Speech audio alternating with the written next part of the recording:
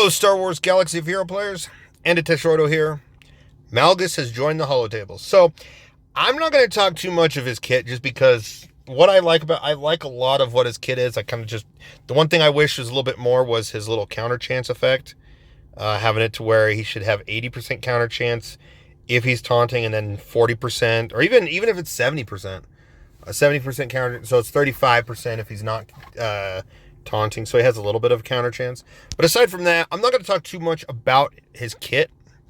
I'm going to just, save this for May the 4th, and also May the 4th be with you.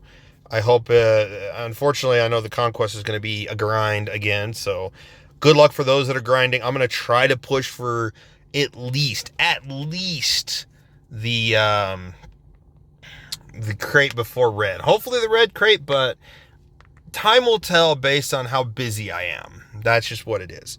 So I'm going to talk, this video is just going to be all about characters and teams I feel like Darth Malgus is going to work best with, both in Grand Arena with his Omicron and outside of outside of Grand Arena with without his Omicron applied.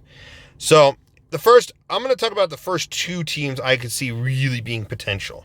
However, they could, in Sith Marauder's case, there's also Sith Assassin, could speed up the team a little bit, as well as, which also, Malgus's lead does provide some more survivability for that character. But then there's also Sith Empire Trooper, so you're going to have triple tank with Darth Revan and Bastila. That would be interesting. You do lose out on the death mark on a leader, but at the same time, there's going to be a lot more aspects to the team. Another team I definitely feel like is going to be very big is this Darth Talon, or the Darth Talon with Darth Malgus. Yes, with the leadership, if I'm understanding it correctly, you get 10% max health, crit chance, and speed for each Sith Empire ally. So instead of getting 50, you'd be getting 40. However, Darth Talon provides 30% offense, 30 max health, and 20 speed. So you'll be trading 10 speed for, that 10 speed back, and then an extra 10. So you'll be trading 10 for 20, essentially. You'll get a bonus there. And then you're trading max health, 10% of it, for a boost of 30%. And it's going to be applied before the 50, so it may help things out in the long run. As long as the unique applies the way I'm thinking it does. And then, of course, you're trading 10% crit chance for 30 offense. That part is pretty solid.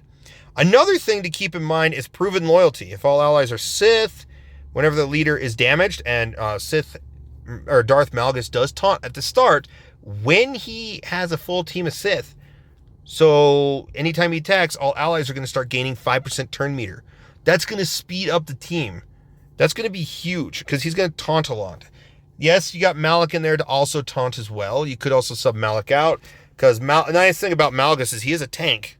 He's a leader, and you could sub Malgus or just keep Malak out of the team, and you could go Darth Talon with Sith Marauder in there, and then you got Malak for soloing some odd, Galactic Legend requirement team, or any team he can fight, like maybe a Padme team that doesn't have Anakin because of Qui-Gon stealing them. So that is an option. So yeah, he's going to speed up the team and just keep the team rolling.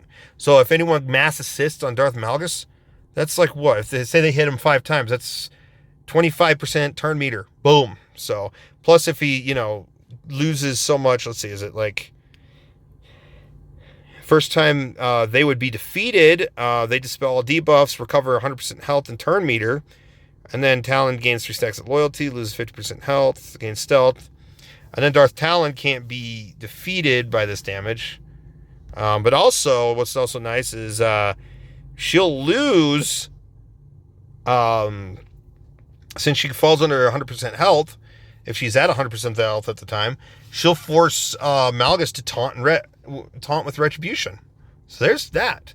And so he's going to hit counter, and then he's also going to get feed turn meter. So it's a big thing. That's why I feel like Darth Talon's going to be very handy under Malgus, as long as you have some more Sith Empire. So yeah, the traditional Darth Revan team with a 5th, I honestly don't see that as a problem, but it depends on the team you're facing. So just keep that one in mind. as well as assassins in there. Sith Eternal, I'm sure a lot of people are going to try Sith Eternal, see if he kind of boosts Sith Eternal out a little bit. Unfortunately, I don't see it, sadly.